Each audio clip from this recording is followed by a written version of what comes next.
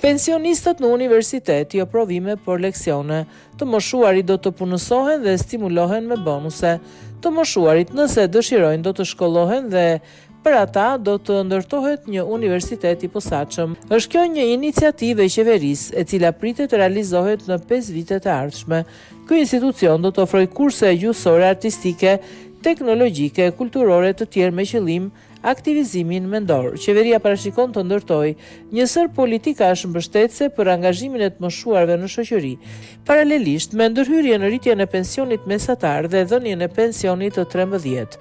Për sociologët, këto masa janë të dugura në një periudhë ku të moshuarit ka nevojë vetëm për asistencë financiare.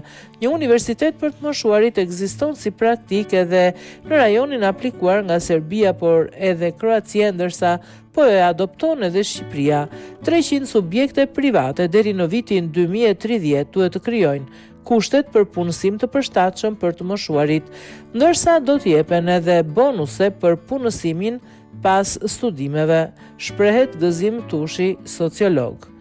Eri Zamo, sociologe, por edhe hartuese politikave për të moshuarit, thot se këto iniciativa janë në momentin më të mirë për të ndërmarrë, por për ndërgjegjësi mbi plagjen e shëndetshme do të përfshihen edhe të rinj në fushat sensibilizuese, por edhe personazhet e njohur, shprehet Erizamo, hartuese politikave të moshimit.